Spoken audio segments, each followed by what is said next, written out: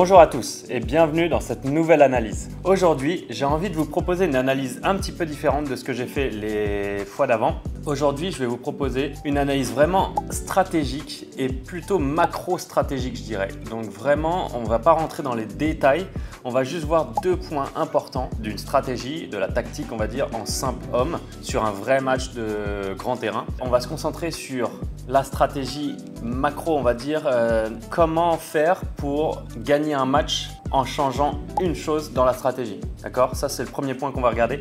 Et le deuxième point, c'est la position de base en fonction des coups joués. Je sais qu'on me l'a demandé dans les commentaires. Donc aujourd'hui, j'ai envie de me concentrer juste sur ça.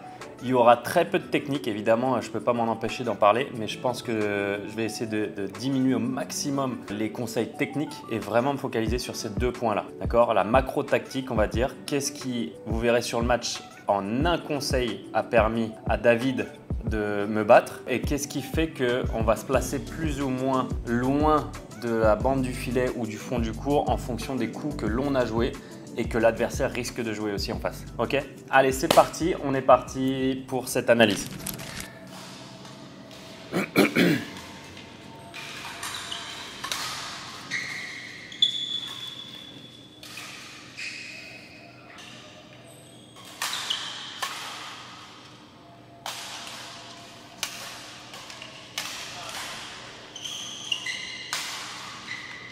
Là, c'est intéressant. Hop, on va remettre ce point-là. Donc là, David sert. Je vais pas trop parler de la tactique macro. Je vais vous laisser regarder quand même les points, voir un petit peu ce qui se passe.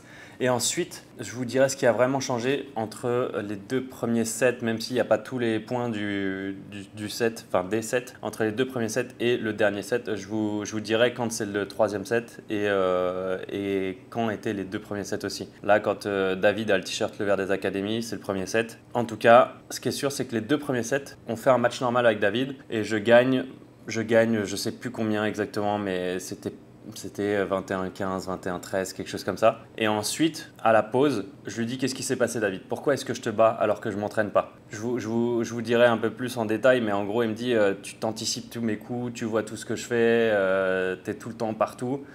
Du coup, j'arrive pas à jouer, je fais plein de fautes et dès que je joue, à chaque fois, tu es sur le volant. D'accord? Donc, je vous dirai ce qui a permis, en un conseil de ma part, de passer de 21-15, 21-13 pour moi, facilement, on va dire, à 21-13 ou 21-12 pour lui sans match. D'accord? Moi, je ne pouvais plus rien faire en un conseil. Donc là, c'est plus sur la position. La position et le timing de démarrage. Vous voyez, là, j'ai pris une grosse option parce qu'en fait, au départ, donc il sert. Je fais un retour facile, d'accord, au filet, un peu poussé. Je prends la bande, donc mon volant il ralentit. Là, David, il part de sa raquette de sa raquette tête de raquette basse comme d'habitude et il vient faire un lob croisé. Moi, je mets deux pieds au sol, je vois le volant partir et je ne fais pas du tout l'effort de tourner, d'essayer d'aller le chercher en coup droit parce que j'ai plus du tout le physique pour. Donc, je tourne, j'arme mon armée revers et je vais prendre le coup en revers. Mais vous voyez, je ne bouge pas avant que David ait tapé le volant. Ça, c'est très important. Je vois beaucoup de joueurs qui bougent avant que le joueur adverse tape le volant. Et du coup, c'est très risqué. Parce que si vous n'êtes pas au sol quand le volant part de la raquette, vous perdez des précieuses millisecondes ou centièmes de seconde. Donc là, le revers. Et je me rends compte que mon revers, il est beaucoup trop court. Vous voyez, David il est au centre. Il est beaucoup trop court, pas assez haut. Donc David, il a une reprise d'appui à faire, un saut, un smash. Donc 2 secondes. On va dire même pas 2 secondes se sont passées entre le moment où je fais ma frappe et le moment où je suis en train de revenir dans le court. Donc moi, qu'est-ce que je fais? Eh ben, j'ai pas le temps de revenir et me placer correctement en défense. Donc je prends une option. Et là, l'option que je prends, je me dis dans ma tête, je vous fais le fil conducteur de ce que je me raconte dans ma tête à ce moment-là. Je me dis, je viens de la position revers. Je suis en retard, j'ai fait un mauvais coup. Donc, c'est qui tout double? Soit je prends l'option d'aller vers mon côté coup droit, vers la droite, en pensant que David, il sait qu'il est bien placé, que moi, j'ai fait un coup qui n'était pas bon et qu'il y a un gros trou à droite. D'accord? Donc, moi, je me dis que lui, il sait qu'il y a un gros trou à droite et donc, je me dis qu'il se dit que je vais aller vite essayer de défendre là-bas. Sauf qu'en plus, bon, comme je vous l'ai dit, j'ai plus vraiment le physique, donc j'ai pas envie de faire des choix trop forts physiquement. Et donc moi dans ma tête je me dis vu qu'il sait que je sais, il va pas taper là. Donc je reste sur mon côté revers en prenant une prise revers, en armant revers et presque en faisant une position de défense de double, d'accord. Je reste presque dans le carré de double et je me mets prise revers et j'espère que le volant va atterrir ici. Et il tape croisé pile là où j'avais anticipé. Bon après, donc je fais une bonne défense en plus, bonne défense et je mets le point. Parce que comme pour ceux qui ont regardé la vidéo du simple homme la dernière fois, c'est exactement la même chose. Là, David, il tape croisé, du coup, il avance sur la ligne droite qui est la ligne croisée, du coup, pour lui. Et moi, ma défense croisée, comme je l'avais dit la dernière fois, si elle est rapide, qu'elle passe proche du filet, généralement, c'est soit un coup très en retard pour l'adversaire, le temps qu'il change de direction et qu'il aille chercher le volant, soit c'est point. Et là, ma défense était très rapide et bien placée. David, il n'a même pas le temps de faire de reprise d'appui et de partir sur la défense, du coup c'est point. Mais c'est qu'une question de rapidité, de réflexion par rapport à mon analyse de trajectoire, par rapport à mon coup, ce que je viens de faire. Quand il sort de ma raquette, je sais qu'il ne sort pas très bien. Du coup, je sais que je suis un peu trop à plat, je sais que je suis au centre et donc je vois David qui saute tout de suite.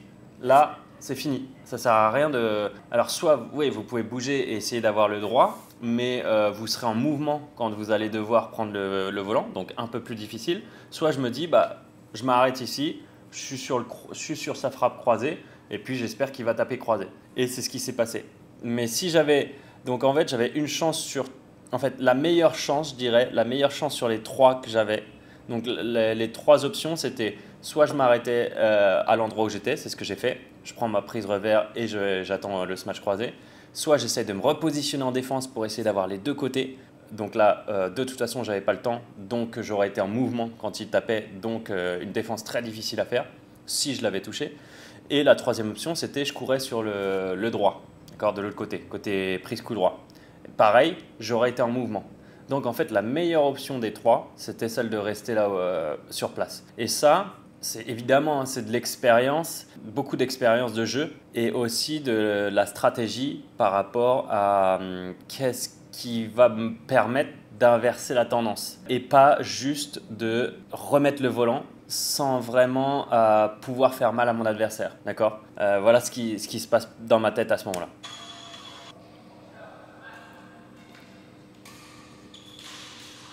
Là, vous voyez, je fais un lob croisé après mon service. Donc, service, retour croisé de David. Je fixe, d'accord, ma tête de raquette bien armée derrière, tête de raquette basse, comme ça je peux monter et au dernier moment je peux accélérer mon geste. Donc je fixe. Là, David fait reprise d'appui. Il croit que mon volant va sortir, mais pas encore tout de suite, je pense. Là il y va pour aller jouer. Moi, je me relève, je reviens de ma fente. Et à ce moment-là, regardez mon buste, comment il est. Il est complètement vers l'avant, d'accord, pour garder mon poids du corps vers l'avant. Et là, au moment où je vois David qui s'arrête de jouer, je m'autorise à relever mon buste, à relever mes jambes. Parce que je sais qu'il ne va pas jouer le volant. Ou alors, même s'il le joue, je suis quand même en position pour repartir, d'accord. Ça, c'est très important. Surtout que mon lob n'était pas haut. C'était un lob plus d'attaque que de défense. C'était un lob assez tendu. Moi, vous me verrez très rarement faire de grosses défenses, donc des lobs très hauts, très lents. Je ne conseille à personne de faire ces lobs-là, sauf en cas extrême, parce qu'on ne veut jamais donner de temps. Je vous raconte une anecdote aussi, parce que je me suis mis un petit peu au paddle ces derniers temps. Et en fait, c'est exactement les mêmes choses. Je retrouve exactement les mêmes principes, beaucoup de mêmes fondamentaux dans tous les sports de raquette. Et au paddle, en fait, on me disait faut faire des lobs, tout le temps faut faire des lobs. Après, je regardais un match de haut niveau au paddle. Et en fait, les gars, ils font des lobs que quand ils sont dans une très mauvaise position. Sinon, ils essayent de récupérer l'attaque. Et nous, c'est exactement ça au badminton. Il faut ne pas donner du temps à l'adversaire. Plus vous donnez du temps à votre adversaire, évidemment, ça va dépendre un peu de votre niveau, mais plus vous allez monter de niveau, plus vous allez donner du temps à votre adversaire, plus il aura de la fixation, plus il aura de la puissance, il va pouvoir dégager de la puissance et de la fixation, et donc plus vous serez de plus en plus en retard. Donc, il faut essayer d'enlever au maximum du temps, du timing à votre adversaire. Et pour ça, les lobes tendus, c'est vraiment parfait. Les lobes tendus croisés, c'est un peu plus dangereux. Ce que j'ai fait là, c'était un peu plus dangereux. Mais les lobes tendus droits, c'est vraiment, vraiment efficace. Donc, je conseille à tous les joueurs de chercher les lobes tendus, de travailler les lobes tendus droits. Cherchez pas à viser la ligne, cherchez à viser à 50 cm de la ligne, ça suffit largement. Parce que si la personne veut aller en interception, vous pouvez largement le contre-attaquer derrière. Et sinon, vous lui donnez pas de temps de toute façon. Donc, c'est beaucoup plus intéressant. Bref, c'était une petite aparté. Encore une fois, je n'ai pas pu me retenir. Un peu de technique stratégique. On est reparti.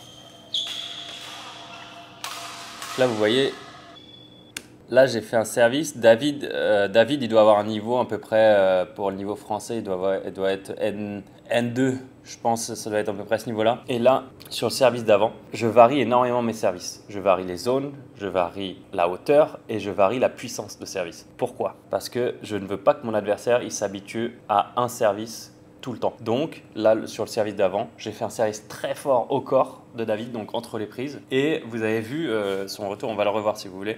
Ici, service très fort.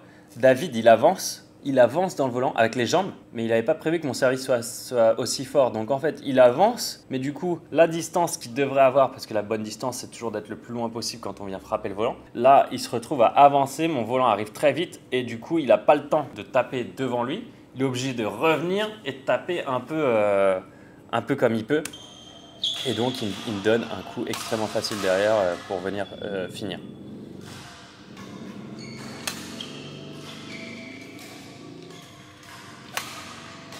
Là, vous voyez, encore une fois, j'ai fait un revers. J'étais vraiment en retard, revers. Du coup, je tente un sorte de dégagement un peu offensif, droit, pour essayer de le perturber. Et David était bien présent. Du coup, il saute. Quand il saute, il faut que je m'arrête de toute façon. Ou alors, c'est un peu du kick to double. Donc, je m'arrête. Mais ce coup-là, il n'a pas fait l'erreur de tout à l'heure où il a rejoué là où j'étais. Là, il a joué de l'autre côté. Et donc, évidemment, je suis à 4 mètres du volant.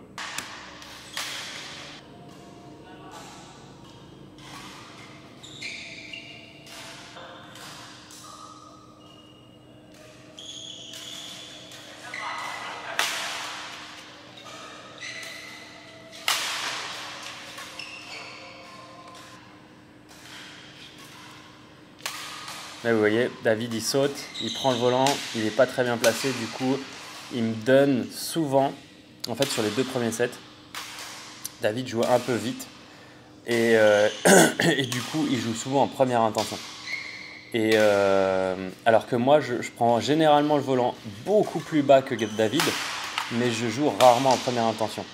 D'accord? Sauf quand j'ai pas le choix. Mais sinon, je vais essayer de toujours fixer David avant de jouer.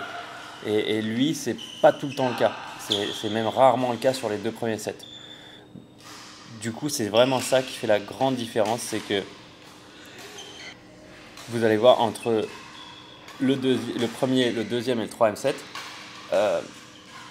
David fixe pas beaucoup. Du coup, moi, je suis tout le temps dans le jeu. Je peux toujours aller chercher les volants parce que j'ai pas besoin de devoir attendre au niveau des jambes et de faire un gros démarrage. À chaque fois, je suis un peu dans mon rythme. Je n'ai pas énormément de vitesse. Je suis plutôt prêt à démarrer vite au moment où David est supposé toucher le volant. Et il le touche à chaque fois que je pense qu'il va le toucher. Alors qu'au troisième set, vous allez voir, il va attendre un tout petit peu plus longtemps. Et c'est ça qui va créer l'énorme différence. Vous allez voir sur les points, il y a des volants que je ne touche pas du tout, juste par une fixation de David. Là, c'est bien joué. Vous avez vu, il a fait une super fixation au fond du court. Moi, j'avais pris le volant en première intention en sautant vers l'arrière, parce que j'avais pas trop le choix. Là, j'étais trop en retard. Et du coup, il m'a bien fixé. Et au lieu de smasher, il a amorti. Très bien joué de sa part. Là, j'ai pas le choix, donc je fais un gros lob haut.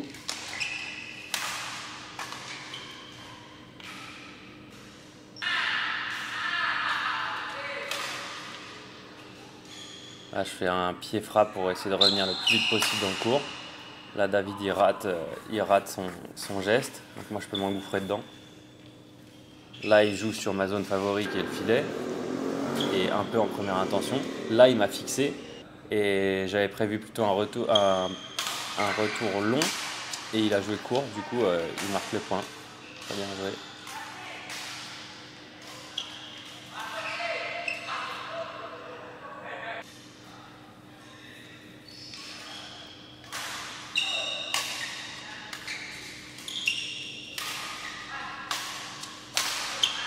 Et je bouge pas énormément en fait hein, sur le terrain. C'est vraiment mes armées de raquettes, mes armées d'épaules, de raquettes qui font que je gagne du temps sur le coup que je dois jouer. C'est ça qui fait la grande différence. Parce que vous voyez, je bouge vraiment peu là. Je suis assez raide même. Du coup, c'est vraiment que mes frappes et mes armées qui font la différence. Par contre, les fondamentaux pied-frappe, taper en avançant, ça j'essaie de vraiment les garder parce que c'est ce qui me permet de rester dans le jeu. Si jamais je faisais du première intention, là avec le physique que j'ai, je serais vraiment nul.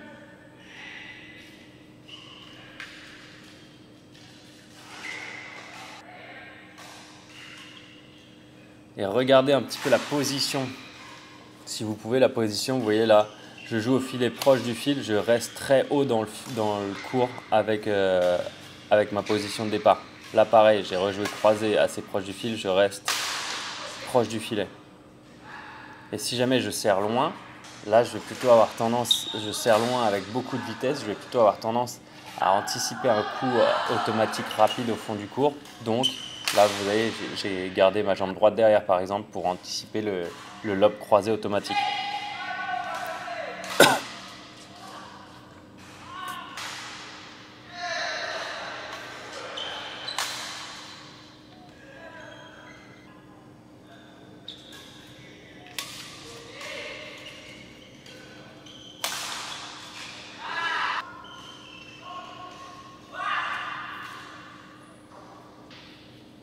La variation au niveau du service qui fait toujours assez mal à David. Là encore une fois, comme au premier set.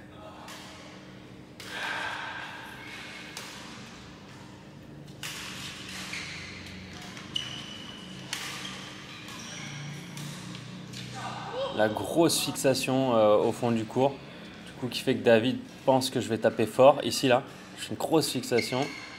Là, j'arme très très vite. C'est ça qui fait peur à David. Et ensuite, je vais chercher la zone de devant avec une bonne vitesse. Et du coup, lui, il est un peu trop sur l'arrière et il ne peut pas avoir le vol. Là, j'avais voulu faire une fixation de smash dégagement d'attaque, mais j'ai raté.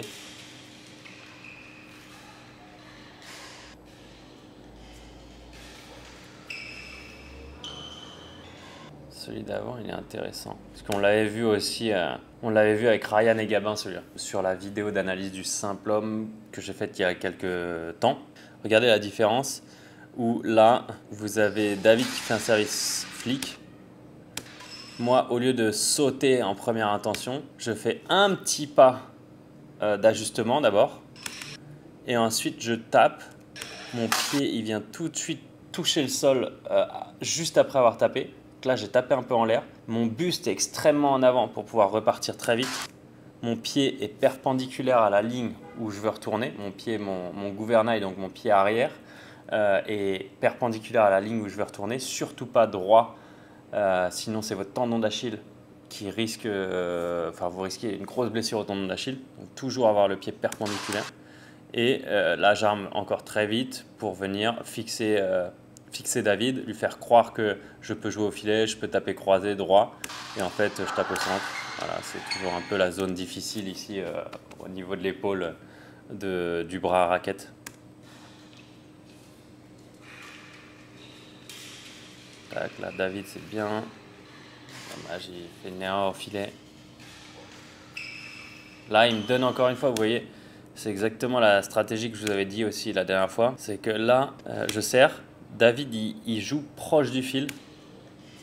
Il joue proche du fil et il avance pas vraiment sa base. Il reste assez haut dans le terrain parce qu'il joue proche du fil. Mais du coup, vu que son coup, il part de un peu plus loin que la ligne blanche, puisque je viens de servir au-delà de la ligne blanche. Donc ça fait quand même une grande distance entre la ligne blanche et le filet.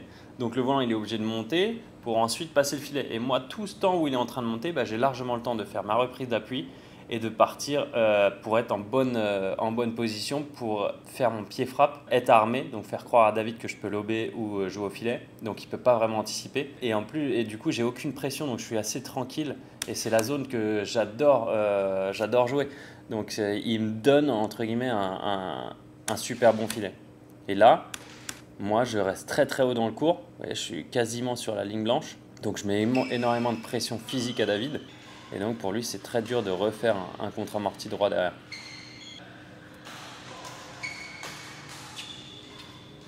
C'est pas un coup académique que je viens de faire, mais...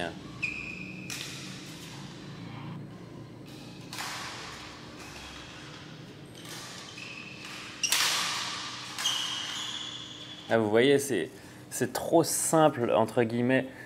Il n'est pas très bien placé pour taper en sautant. Et donc, il saute, il tape.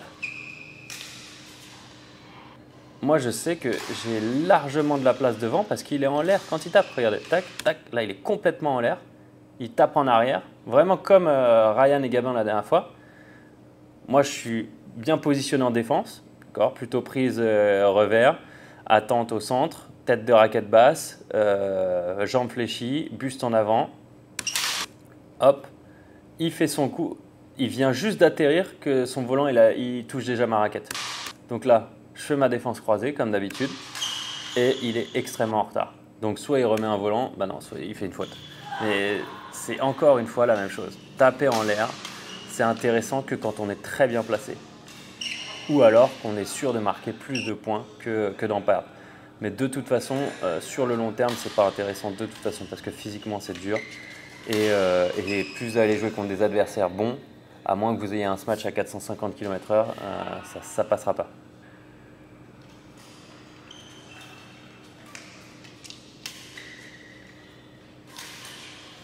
Ouais, là c'est encore une fois pas mal joué de sa part.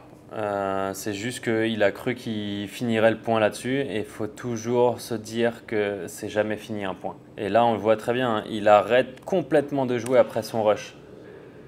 Alors que je suis dans le cours, on ne sait jamais en fait. Moi j'ai ma tête de raquette en bas, voilà, j'arme tout de suite en le voyant armé et donc j'ai un petit coup de réflexe qui fait que je peux remettre le volant. Il aurait pu essayer de taper un peu moins fort et d'être prêt sur les jambes pour un retour potentiel.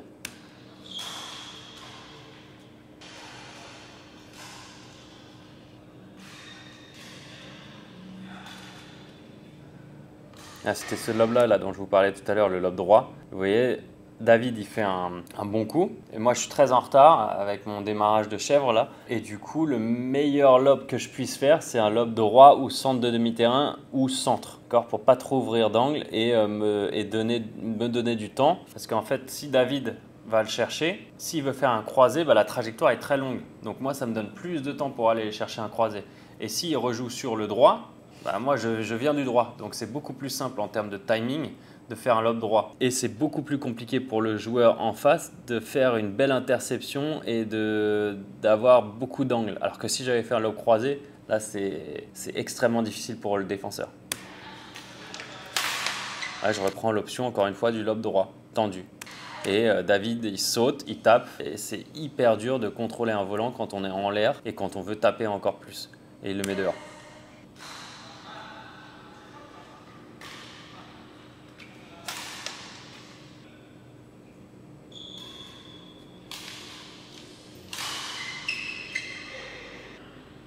J'ai vraiment plus de jambes pour m'arrêter. Vous voyez la différence entre David et moi là?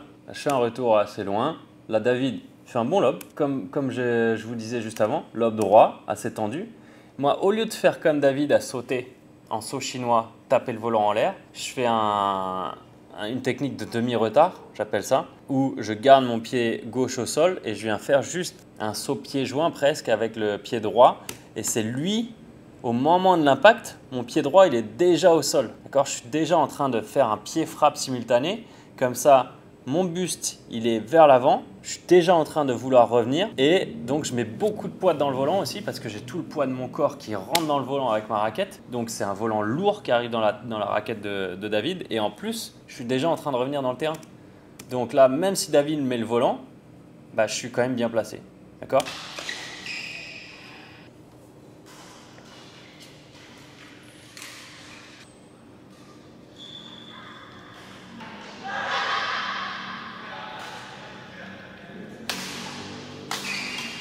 Ah, ça c'est une belle défense. Et regardez aussi mes lobes croisés. Bon, j'ai fait un lob haut, donc c'est moins pire que d'avoir fait un lob croisé. mais ce n'était pas forcément la meilleure solution. Donc là, ça me donne quand même un peu de temps pour me replacer. Mon lob haut, mais vu qu'il est croisé, j'ouvre quand même pas mal d'angles. Derrière David, il fait une fixation de dégagement. Là, je reprends une reprise d'appui comme je peux. Et je me retrouve encore une fois en retard, mais j'arme assez vite. Là, je tape, croisé encore une fois. Et je monte croisé comme tout à l'heure. Sauf que je veux monter très fort. Et David, il défend très bien, vite croisé encore une fois. En gros, la même stratégie que tout à l'heure j'ai fait sur la défense croisée droite. Lui, il fait la même chose en défendant croisé fort.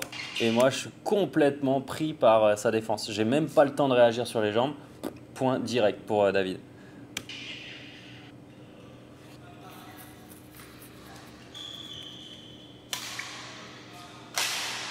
Là, c'est dommage, vous voyez. Ça, c'est quelque chose qui va changer au troisième set. Là, David, il sert. Je fais un lob, je fais une feinte de lob et contre-amorti croisé. Ok, David, il prend un peu mon filet. Et là, vous voyez la différence? C'est que David, il recule. Il n'est pas du tout armé au niveau de son épaule, de son coude, de sa tête de raquette. Rien n'est armé. D'accord? Donc, moi, il ne me fait pas peur du tout. Je sais qu'il ne peut pas attaquer là. Et donc, il m'offre un dégagement en plus qui est vraiment… C'est un dégagement suicidaire, j'appelle ça. Enfin, c'est un dégagement de tape-moi, vas-y, tape-moi. J'ai envie que tu me tapes dessus. Parce qu'en gros, il met aucun poids, il me donne du temps. Il n'est même pas au fond du court, je pense, son dégagement. Donc, c'est vraiment, vas-y, fais-moi mal. Vas-y, j'aime ça. Tape-moi dessus. Et là, du coup, moi, je peux le fixer.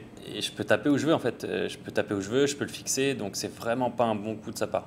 Et pas du tout fixé en plus. Donc contre des joueurs de mon niveau ou encore pire, hein, parce que moi maintenant j'ai plus le niveau, mais contre des joueurs de très haut niveau, mais ça c'est un penalty, c'est pire qu'un penalty au football.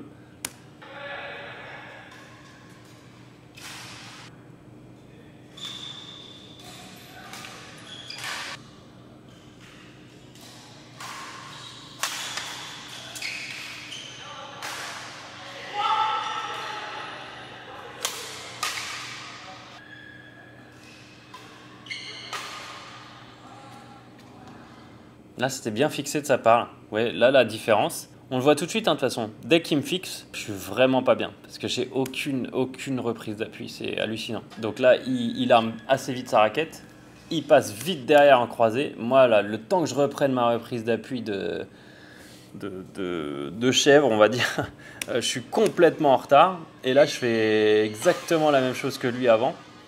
Alors que là, ce que j'aurais dû faire moi, au lieu de partir comme ça, j'aurais dû faire un revers en retard, plutôt que de vouloir le prendre un coup droit.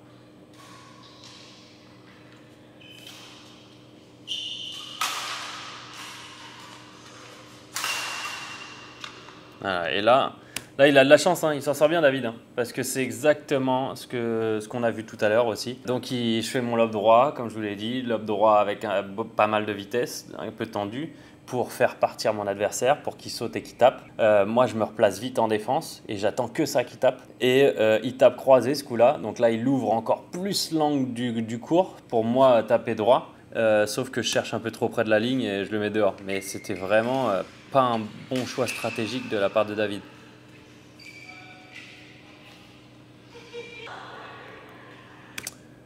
Là, regardez ma position de base.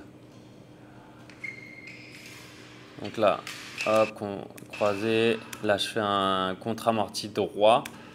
Et je reste complètement proche du filet. Vous voyez ou pas ma position? Parce que le seul coup rapide que David peut faire, c'est un contre-amorti droit ou un contre-amorti un peu au centre là, ou croisé. Mais du coup, il faut que je sois très proche du filet. Parce que si ça joue au fond, il va me donner beaucoup de temps. Là, il rejoue donc un peu au centre, sur un amorti croisé. Et moi, j'ai plus qu'à vraiment me concentrer sur armer vite, tendre mon bras, serrer ma tête de raquette et chercher la précision. Et bichonner ce volant. Voilà.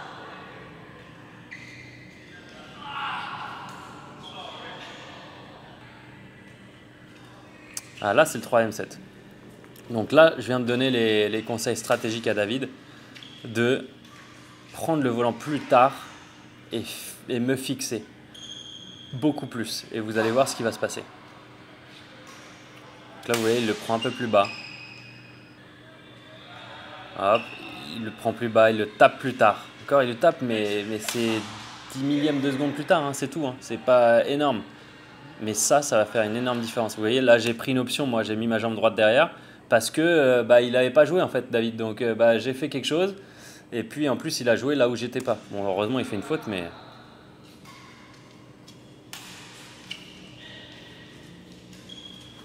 Ce qui est dommage, c'est qu'il attend. Donc, il attend, mais il me fixe pas vraiment parce qu'il arme pas vraiment fort. Si vous avez pu voir, il va vers le volant, mais sa raquette est pas armée, son bras pas trop armé non plus, et du coup, il me fait pas très peur.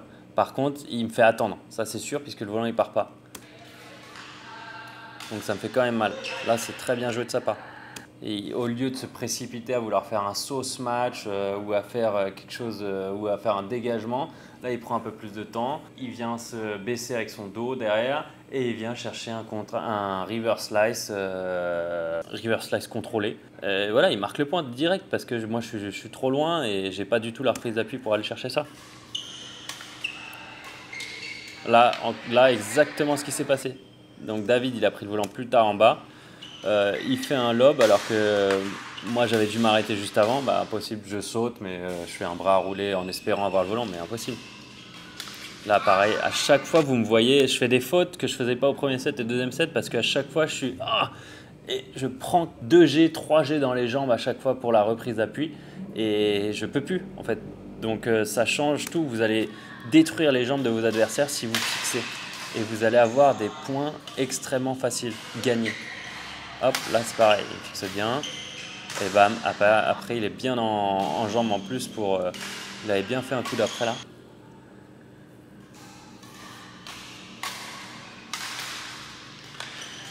Bien fixé, voilà, là il me fait mal aux jambes. Donc oui, je remets le volant, mais là ça me fait très très mal aux jambes. Et hop, au bout d'un moment, il a un trou énorme. Et il vient le chercher. Bon, après j'ai quand même encore mes petites feintes, etc. qui peuvent marquer des points. Mais voilà, bah là j'ai même plus de reprise d'appui parce que les 2-3 coups fixés avant, ils m'ont tellement fait mal aux jambes que là sur mon amorti croisé, ou au premier set j'arrivais à prendre ces croisés comme ça parce que j'avais pas de moment d'attente avant de bouger. Et là la milliseconde où il attend un peu plus et là il fait son croisé, moi c'est le moment où je dois décélérer pour me dire qu'est-ce qu'il va faire et je suis en train de bouger et c'est trop tard. Après je peux plus partir.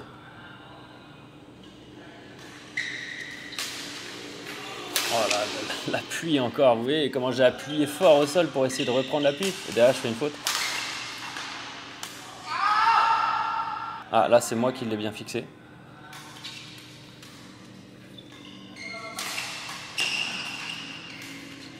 Oh, c'est bien. Là, il me détruit les jambes. Et là, ça me fait mal juste de voir ça. Parce qu'à chaque fois, ça me fait faire des grosses reprises d'appui. Et c'est super dur pour moi.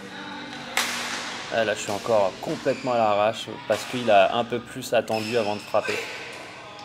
Et il prend pas du tout, et il prend encore moins de risques qu'avant. En plus, c'est ça le pire.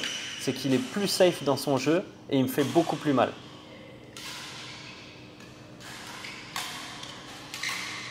Alors là, par contre, il me donne encore un coup facile. Donc heureusement, j'arrive à quand même mettre des points. Mais il a dû me mettre 21-12, je crois, au troisième set. Juste avec ses fixations, juste avec une attente un peu plus longue.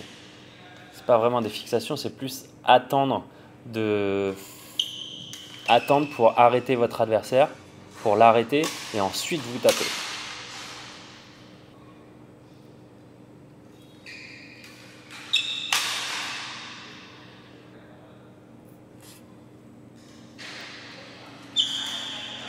Ah, bah là, je bouge même plus. Ouais, plus le set avance, moins je bouge. Et pourtant, il a pris le volant très bas. Hein. Regardez à la hauteur où il prend le volant. C'est pas une question de le prendre vite le volant, c'est une question de le prendre au bon moment. Et là, c'est sa fixation qui fait qu'il me fait mal. S'il l'avait pris plus tôt, à faire exactement le même coup, je l'aurais eu. Mais là, il m'a fait partir un peu vers l'avant et hop, il joue au fond. Et donc, moi, je peux pas reprendre l'appui et je peux plus repartir.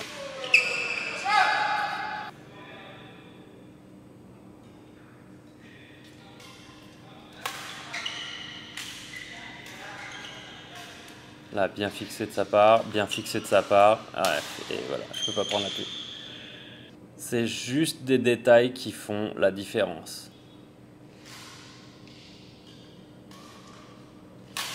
Et c'est le seul conseil que je lui ai dit entre le deuxième et le troisième set. Que j'avais gagné le premier match. Ensuite, je lui fais, tu veux qu'on continue? Il me fait oui, pourquoi pas. Je lui fais, essaye de jouer moins vite et de me fixer plus, de me faire attendre un peu plus. Donc en gros, voilà, juste prends ton temps pour jouer. Et c'est ce qu'il a fait. Et ça a changé le set entier, mais du tout au tout. Hein. C'est 21-13 pour moi à 21-12 pour lui. Quelque chose comme ça. Et ça me fait faire en plus beaucoup de fautes. En tout cas, voilà pour cette analyse. J'espère qu'elle vous a plu. C'était une analyse un peu plus tactique plutôt que technique, même si je vous ai redit encore une fois pas mal de fondamentaux techniques, le pied frappe, stratégique aussi, le coup d'après, taper en avançant, taper au sol. Bref, pas mal de choses que je vous redis à chaque vidéo, c'est normal. C'est ça qu'il faut maîtriser pour devenir un très bon joueur. Mais là, c'était vraiment orienté tactique et position de base. Donc en fonction du volant que vous jouez, vous pouvez avancer un tout petit peu votre base ou la reculer. Ça dépend ce que vous voulez anticiper derrière ou ce que vous devez anticiper en cas de retour rapide de votre adversaire. Voilà, si vous avez aimé cette vidéo, n'hésitez pas à liker, commenter, partager à vos amis. Plus j'ai de commentaires, plus j'ai de likes, plus j'ai d'abonnés, plus j'ai envie de faire des vidéos. Donc à très bientôt pour une nouvelle vidéo. Ciao!